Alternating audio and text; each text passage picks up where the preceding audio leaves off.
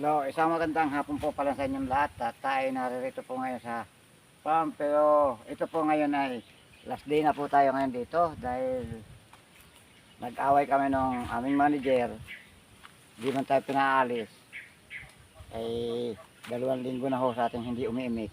Kailangan natin umalis muna ngayon. Bago may mangyaring di maganda.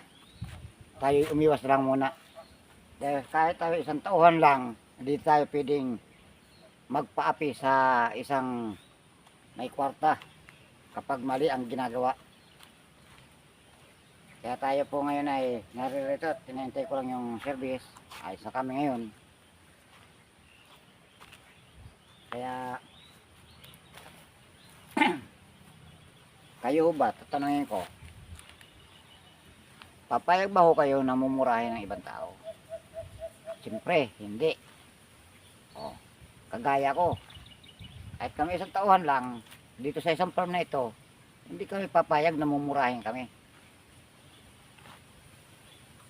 Kahit tayo mahirap, hindi tayo papayag na magpaapi sa isang negosyanteng tao.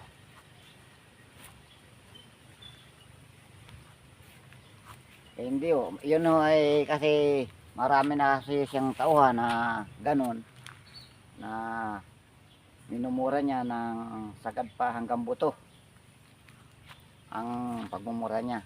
Pero kung tutusin, naikutan siya ng mga puon. Ay niluluko lang niya ho ang sarili niya. Kaya 2 linggo na ho siya ritong hindi pumupunta sa ngayon. Kaya tayo ay aalis na mamaya. Dahil hindi kami nag-iimikan eh. Kaya 2 linggo siyang hindi pupunta rito sa farm niya. Sabi nga nila, ako lang daw ang lumalaban sa kanya. Lumalaban ako kapag mali ang isang tao.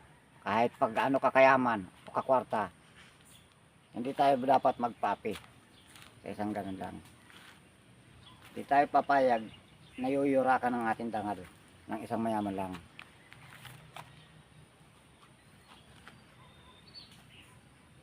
Kaya ito, ngayon lang tayo, mamaya wala na tayo, alis na tayo. Abangan nyo kung saan ako lilipat muli. Baka sa Tarlac, kung saan. Sana po pakilike na lang at ipakashare itong aking video ito. At tulad doon, yung lupa na yun, pinatataniman sa akin ay hindi naman niya kanya. Kaya nag-away kami. Dahil hindi naman kanya ipatataniman sa akin. Pati ako'y nadamay. Kaya yun ang maling tao. Naturingan pang nagtatrabaho sa munisipyo. Pero hindi makatao. Demonyo ang ugali. Yan po at maraming salamat hanggang dito lang po ang video ito.